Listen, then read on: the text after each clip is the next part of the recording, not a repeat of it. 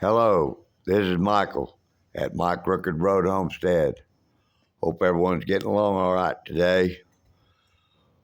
Well, I was watching YouTube yesterday or the day before, and I was watching it Keeping It Dutch, and he got his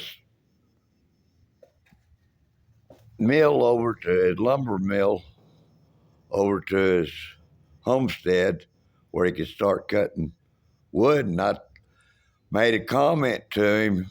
I don't know if he read it or not, but I made a comment to him that he ought to take a 5-gallon bucket and put it on that where his sawdust is coming off of his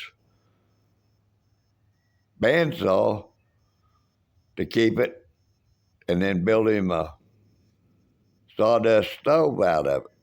Now you can build them out of 5 gallons or whatever, but anyway, I built two of them.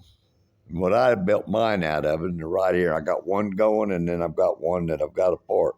But you can see them, and what they are is they're 1 gallon paint can is what they are. I got them at Home Depot. I think they were like $2, something like that for the cans with the lids. So I brought them home, and you can see that one's burning.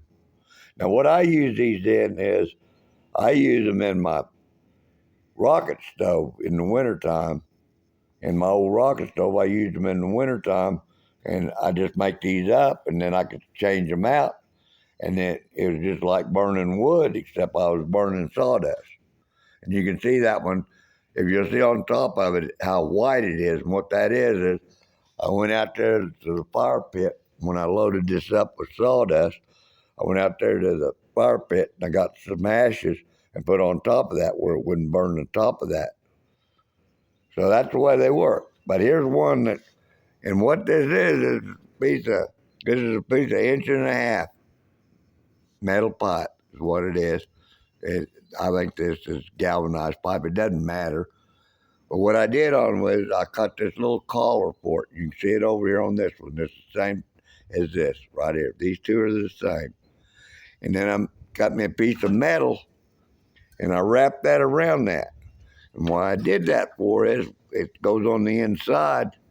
And then when you start to put your sawdust in there, well, then this will fit right down in there like that. Like that. And then you can put your sawdust around it and pack it. Now, what I did, and I didn't have it to do with this, but what I do is I go to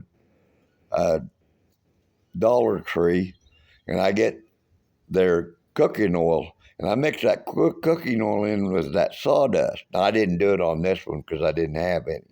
I just wanted to do this so you could see it actually burning and everything. But that's the way you do them. But anyway, back to this one here. And then what I did was, this is 1.5 inches. This is 1.5 inch pipe, and then there's the whole deal. And then that goes right here from the inside out. And then that's the way you make one. And then my lid, here's the lid for it. It's got 1.5 inch hole in it too. And I'm gonna put this lid, I'm gonna set this lid on this one so you can see there. See it?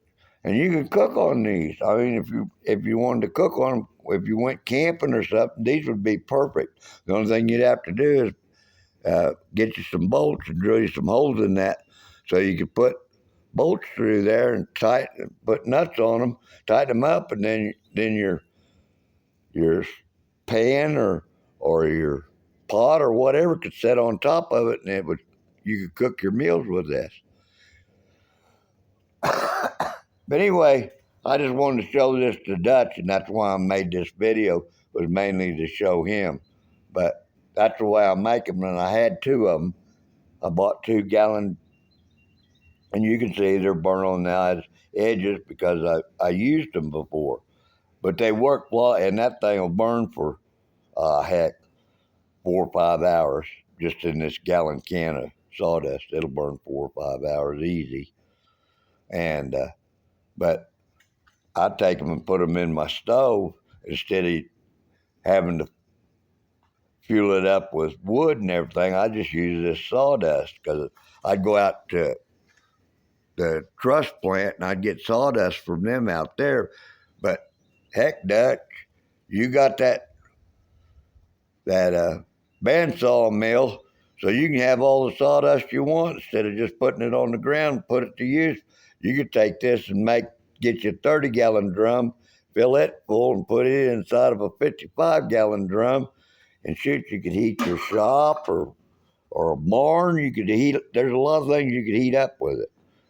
But I just wanted to share it with you and to share it with other people who ever watches this. But it's pretty neat. And you can look at it. It's burning. It's burning good down in there. Look down in there. You can see it. She's only been on for a little bit. She's just a glowing, and it's hotter than blue blazers right there. It's hot. So, but just a thought. And they're easy to make. Like I said, just a piece of inch and a half, 2 minutes. I wouldn't go any lower. I wouldn't use a piece any lower than an inch and a quarter. This inch and a half seems to work real good, especially on these. And the first ones I made, I didn't have the pipe, and I used a paper towel, the center out of a paper towel, roll of paper towels. I'd use it, and that's what I'd use in here to make and they just burn up. And you can do that too if you don't want to use the pipe. Just get you a couple of the paper towel rollers, and cut them and tape them together and put them in there just like that one standing up there where it looks like that, and then pack your sawdust around it, and the whole thing will burn up. Then your everything will then. But if you do that, you might want to take you some starter fluid for charcoaler. Squirt your little charcoal fluid on your paper towel roll before you do that, because it'll take it a lot longer than what it takes that sawdust to light up. So anyway, well, I just thought I'd share this with you, Dutch, and with everyone else out there, and I hope you enjoyed it. And I'm going to get off here, but as I always say, if you haven't subscribed, please do so. Give me a thumbs up, share it with others, hit the notification bell.